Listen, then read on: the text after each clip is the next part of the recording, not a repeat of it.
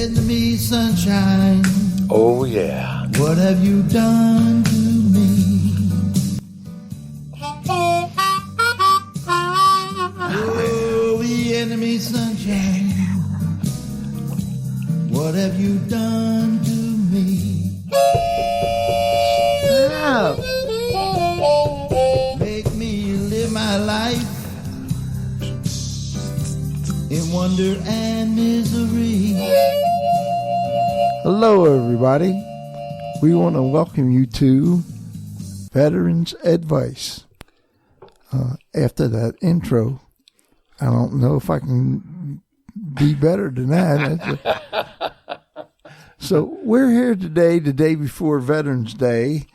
We have our producer, Joe Morgan, Iraqi vet, U.S. Marine Corps. We have Paul Farman, our host. He's a veteran of a lot of things, but we can't talk about it. Uh-oh. Here we go again. And I'm an Air Force veteran. And the singer of that Vietnamese song, Sunshine song, by the way. Oh, thanks. And the guy who keeps chipping in here, I'm going to give him his due. His name is Danny Hall. He helped me with a few songs that I've done, and we welcome him as a special guest onto the Veterans Advice.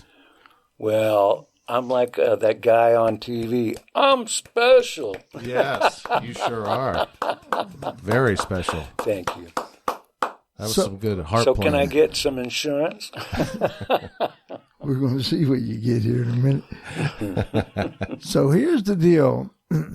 Tomorrow is actually Veterans Day, but we came in today. We brought Danny in. He was really nice enough to come in and add some information on how he received his benefits, how long it took, and what veterans need to know is you can't give up. My best friend in the whole world, who's passed away now, he told me that a long, long time ago. So all you veterans, male and female, and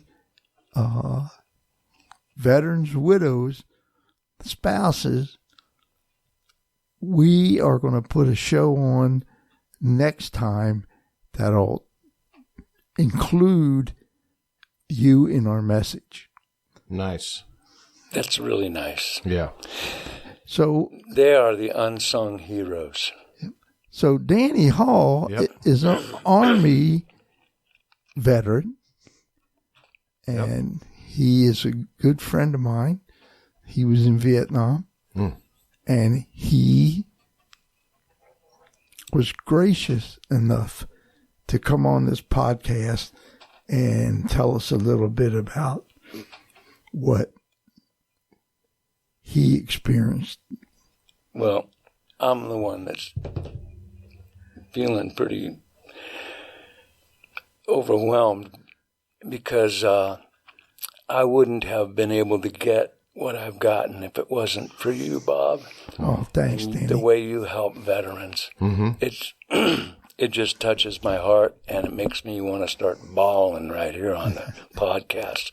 But really, a lot of veterans don't realize what they're entitled to. And you are the one that helps them get started for them getting different benefits that they had no idea that they were entitled to. And it makes a difference in your life when, not just monetarily, which it can help you that way, but also to be recognized for the service that you gave to the country. And I think it's really a special deal when I was finally able, they turned me down a bunch of times, but, you keep persevering with your claim, and eventually they see, if you do have a claim, they acknowledge it and recognize it, and you can get some compensation. And sometimes that's full medical. Sometimes that's money that you can get paid every month. Depends on what percentage they evaluate your disability. But I was very, very fortunate. And I didn't think that there was a way that I was going to get a penny.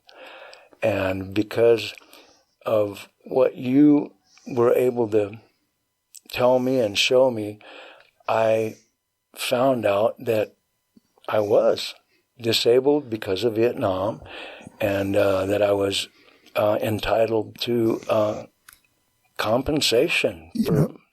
I remember being in your house in San Jose and looking at your DD-214, and I remember this clear in my mind that when I looked at the last thing, it said, "This veteran has high anxiety."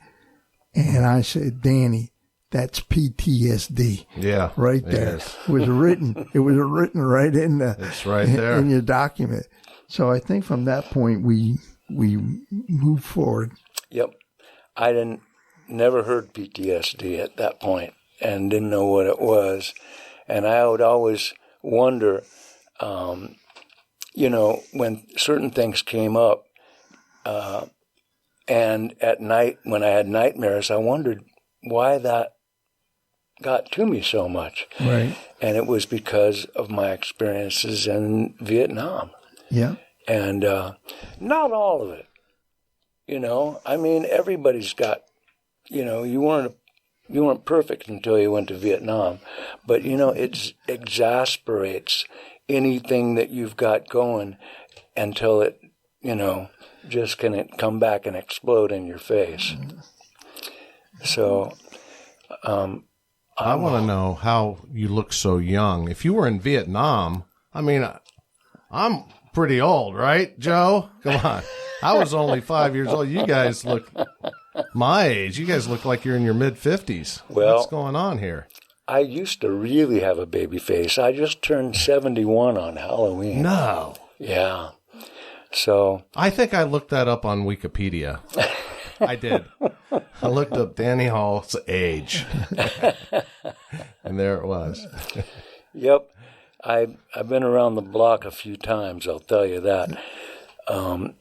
If you want to know a little bit about my experience in Vietnam, well, I had been a musician, and then I went, instead of staying in school, I got hired in a band, and we went out and started traveling. And when my number came up, it was a low number, and it was done. I was drafted, and so when I went in, I got trained as in communications, and I was in the signal battalion, and they wanted me to go to Vietnam. Mm-hmm. When I got over there, every once in a while they would come around and they would ask, for different, if there was people that could do this or do that. And one time they came around and they said, "Do we have any musicians?" Well, everybody raised their hand. Right. And they started doing a song and dance just as fast as they could. But I had been on a recording, and a guy said, "Well, that guy's a real musician, and here's the recording he's on."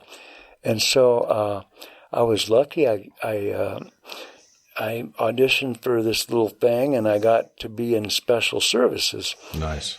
And after that happened, I toured from the very bottom, Vung Tau and Kamau and all those places in the real South Delta area, all the way up to Hue and Phu Bai and all those, fire bases up that way, Da Nang and Nha Trang and all kinds of names. Was it an actual band that they put you with? Can you believe it? And you guys rehearsed? And we rehearsed and played, and they threw us out of helicopters when there was incoming, and when the bombs stopped going off, they would set out a tarmac and crank up a generator and we would start playing songs, and guys would come out from the bush.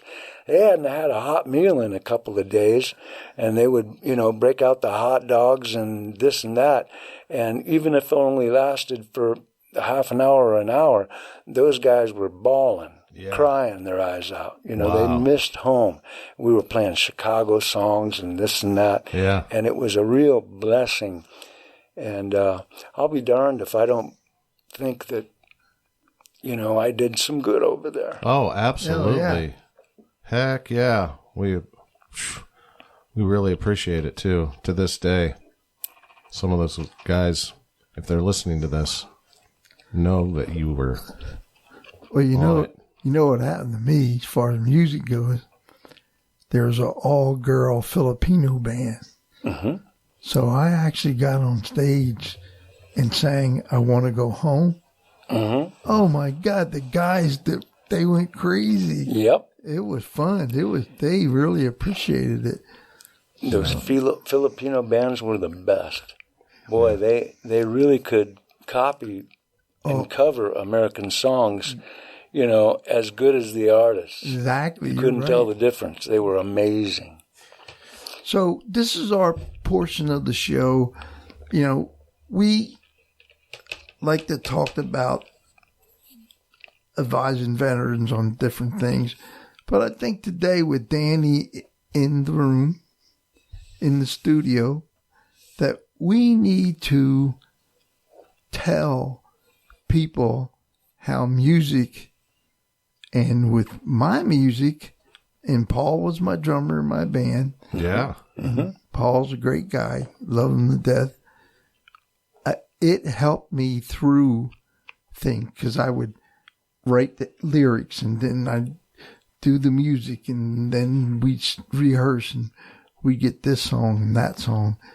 And it helped me to put my mind in a different place. I didn't want to, the PTSD and all that, it helped me with that process. Absolutely. And to cut in on that, I think for musicians, absolutely.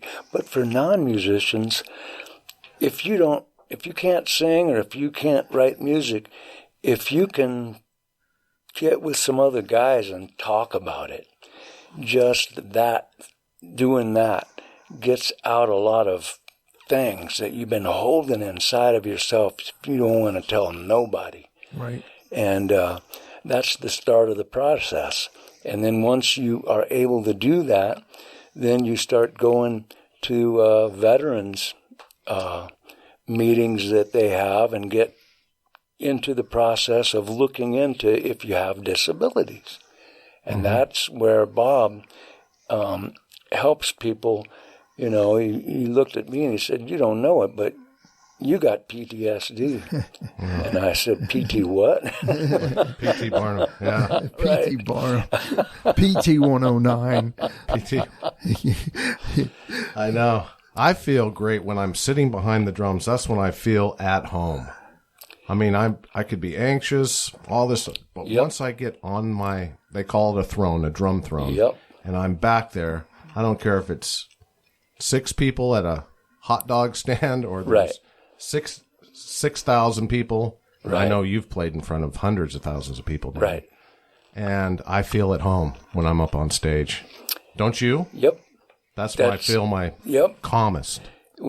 I've played like what you said. The most people I ever played for I was with the Doobie Brothers at Buffalo Bayou Park in Houston. Mm-hmm. And there was 350,000 people. Wow. Hanging off of skyscrapers and all through the park and all that.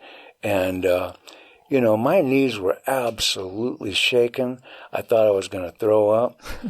And then when I got on stage, it just happens. Yeah. You get into your mode, your zone. Everybody's got a zone when they're doing what they were meant to do, and everybody out there's got something that they were meant to do. You're at home then. You're at home. Yep. 6 minutes. I love that story, Danny. That's cool. Not too many people have played in front of 350,000 people at once. And you know what was the best part of it? At the end, we take an encore and we come back on, and it's down around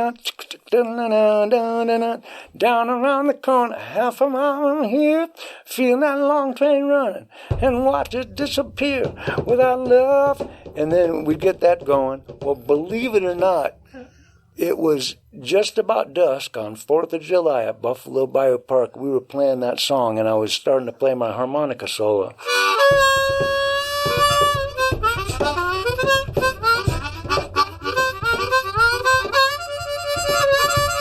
And this freight train comes roaring by behind us that was right behind the stage. The people went berserk, and we all just had, my hair was standing on end. And it was like something I'll never forget for the rest of my life. You know, that was fortuitous, I'll tell you. That is a great story. So you're saying you played Long Train Running and a train came behind it? Yep. Well, man, that's God working on you. That's God I think working so. But, you know, from that to playing for just some guys coming out of the bush, it's the same thing. Mm-hmm. It's just the same thing. And I know you feel that when you're playing the drums. Yep. I sure do. Doesn't matter how many people or who's in the audience. Mm-mm. When you're doing your thing, you're giving of what you're meant to do. And that's what I want to say today. If I say anything, everybody's got something. And everybody that was in the service may have some disabilities that they're ashamed to talk about. But don't let that go. Get in there and fight for what is right. Mm-hmm. All the times that, and Danny was my mentor after we met to play the harmonica, and you know, he helped me record some songs, and one of them was Vietnamese Sunshine. And with me being on stage, because I've been singing since I was 8 years old, but when I got back on stage and got a band, I never felt more alive. Right.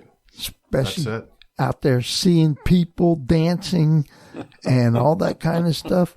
It soothed my soul. It's because you're using your God-given gifts. That's it. That's it. You hit it on the nose. That's it, man. That is it. Yep. How long you got? So. You're at 18. 18. What does that mean? I don't know. We got 12 minutes to talk. Oh. What do you want to talk about, Diamond Bob? I want to congratulate all the veterans on Veterans Day. Yes. I'm talking male and female. Yeah. Applause, please. Absolutely. I'm talking about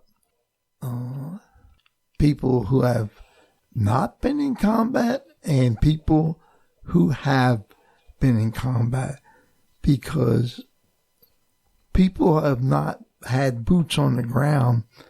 They're still entitled to some of these benefits. And I'm working with a couple people right now to help them get their benefits.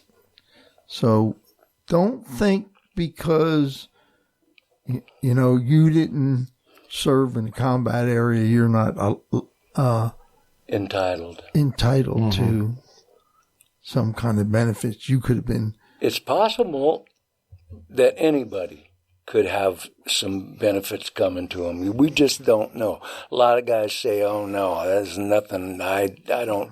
And you know what? They do.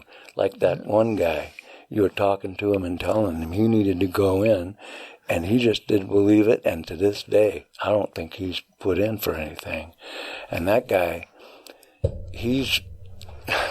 I think he needs some help.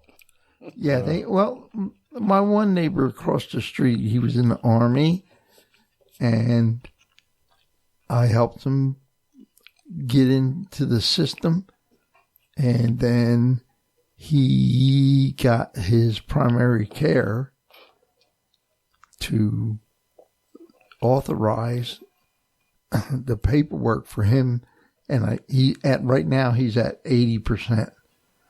So, Wow. and he was getting 10% for tendinitis. Wow. But I talked to him, listen what, and then he's got 80% now, which is a very good sum. And if you don't know, all you veterans, male, female, combat, non-combat, if you're getting VA benefits, you're going to get a 5.9% increase. This next year? Yeah. In 2022. 2022 in January. So whatever the case is, whatever you're getting. So if you're getting 3,000, just for sake of argument, you'll get another $180 a month. Wow. I'll pay for gas. Yeah.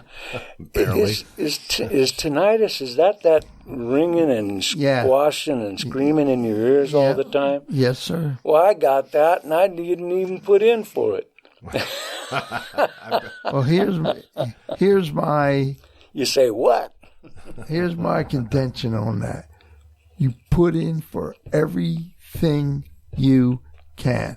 If it doesn't increase what you're getting, at least you have something in the system that says you have this. Now, Bob, I got one thing for you. Sure. When I talk to vets, the number one thing that they say is, I don't want to take away from another vet who needs it more than me. Can you speak to that for a minute? Because I hear that all the time where a vet will say, yeah, I got ringing in my ears, but I don't want to take it away from a guy who lost his legs, lost his arms. How does that work, and why is that not a valid argument? Because the VA has a certain amount of money for paying compensation and pension to veterans who file. You will not take, like if Danny goes and puts in the tendinitis thing and he gets 10%, it doesn't affect me at all. It's already allocated, right?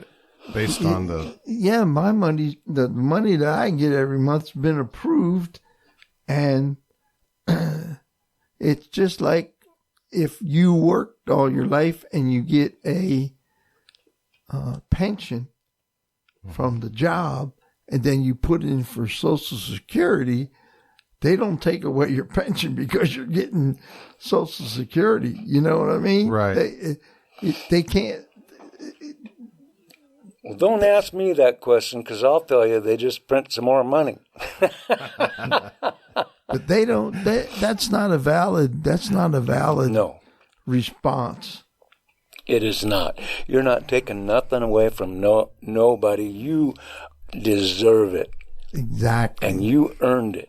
It's the same argument that I hear a lot where a guy will also say something to the effect of, I don't know, I was a cook in Utah at a reserve base. It doesn't matter what they say. Just pick a job that they don't feel like they deserve it because, and I'm going to go silly here, but I wasn't at Iwo Jima, so I don't belong in the club with the kids who got hurt.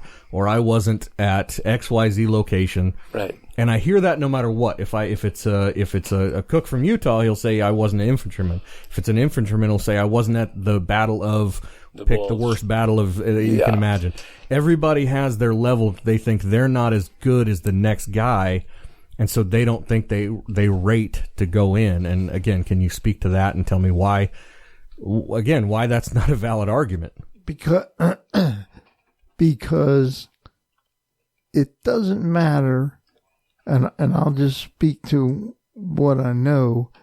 It doesn't matter what, let's say you were a cook and you get burnt and they take care of that. But when you get out of the service and you go for a while, the pain and the scars from that burn, that doesn't stop again. It doesn't stop any benefits that person gets for the injury, because it's service connected. And when you're service connected, you need to get a VSO, Veteran Service Officer, like we had Tierra Whitfield in here. Last month. Yeah, this month. And she's with the Placer County, right? Yeah. Veterans Service. She's a Veterans Service representative. Right. And she will, or a VSO is supposed to help veterans. They need to get the information. You need to get a primary care physician from the VA, and then you move forward with your documentation. They've got veteran service offices, which is a VSO. They've got them all over the place. I mean, ours is right here, in Lincoln, and they got them in Citrus Heights. They got them at Mather. They got them at here and there. They got them in a lot of different places. So they're not some place where you have to drive 1,000,000 miles, Right. And that's just, I think. Did that answer your question? Yeah, it did. It's just, again, all I ever hear is I didn't deserve X, Y, or Z. I don't deserve this or that. It's the number one reason I find that vets don't go get help is because they don't feel like they deserve it. And I know that you guys have talked to that before, but it's just a number one thing that I hear over and over and over again from every vet I talk to, no matter what era, no matter what battles they were in, no matter what happens, they're always saying, I don't deserve it because I wasn't at whatever the next worst thing was. And it's just such a common issue that I figured you guys talk a lot about getting the help you need from a VSO, from you guys, from anybody. And the first step is always the hardest one. Just getting them to talk to somebody is harder than anything else. You're so right. Mm-hmm. And that's really why I came here today is to talk to those people. Because the ones that know, what am I going to tell them? But the ones that exactly what you're talking about. Oh, I didn't do that. I don't deserve this. That was me exactly. I didn't think I deserved anything. And then come to find out, I've got some disability that came from being in Vietnam. And Bob is the one that just told me, go, do. And that's why we have the email. In case you don't feel up to calling or reaching out, you can just email. It's veteransadvice@gmail.com. That goes directly to you, Bob, right? Mm-hmm.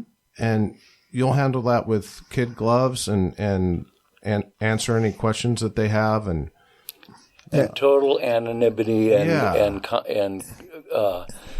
you're not going to be telling anybody anything. No, it's total confidence. Right. We don't tell nobody. One of the things I tell the guys a lot is let the VA decide. That's why they have the whole process of deciding if you earned it or not, is they'll decide. You write down what happened and what hurts or what doesn't hurt, whatever, and let them make the decision. But guys like Bob are here to help you fill it out properly and know what to even ask for. Right. But let their process work. That's the whole point. Yep. And what I normally do with people that are applying for Agent Orange, I get the maps of Vietnam, put down where they were stationed, put it in a document as an exhibit at the back, and their DD-214, things like that helps with the process, letting them know. They don't even know that. Guys that were in Vietnam don't know that where they were may be a spot where they sprayed a lot of Agent Orange, and they're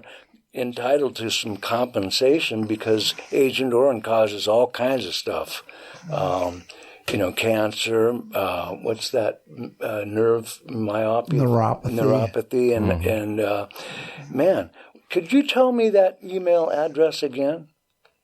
Yeah, it's veteransadvice@gmail.com. It's on the website itself. So if you're listening to this on this podcast, it's actually listed on the banner itself. We have that Gmail account. So veteransadvice@gmail.com, and that's treated in complete confidence. Right. And that will be seen by my friend Bob a Perro right here. Diamond. And we call him Diamond Bob. Diamond Bob. The golden voice.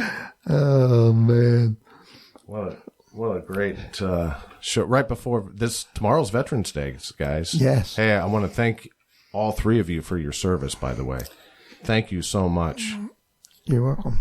You guys say tomorrow's Veterans Day. Today's more important. Today's the Marine Corps birthday. So Semper Fi to those of you out there. Semper Fi. I wonder where that information was. How many years? 212? Way more than that. 1775 till now, and I ain't doing the math in my head because I'm not that good. But 1775, November the 10th. That's a lot of years. 240. Well, that's good. Yeah. You know, the thing, I was in the Air Force Ranger, but everybody in my family was a Marine. Yeah. Oh, they love me. They love me. You know, I was just in the Army, got drafted in the Army, you know. So it doesn't matter. If you're out there and you haven't applied or at least talked about your experience in Vietnam with somebody, it's time right now. Yep. And we ain't getting no younger. I'm not. So, I plan to. That's what I plan to do, is get younger. Stay young, right? 31? Yeah. So, great having you here, Danny. Oh, it's been a real pleasure. I mean, this is and an I can't honor. wait to play with you again. Yeah, I had a blast. You know, I saw you with the Doobie Brothers a few years back, probably 4 or 5, at Thunder Valley Casino outside. Yeah, you guys were great. Was that the night that Bob taped me? I don't know. But I took my wife and we went in and it was packed. I had a blast. I had a ball. There's Bob playing that harmonica. Yeah, he can blow the harp too. He can blow. Yeah.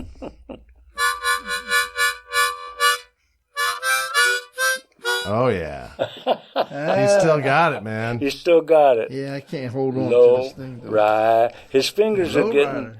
from neuropathy, he's having trouble holding the harmonica. Yeah. Luckily, I can still do that.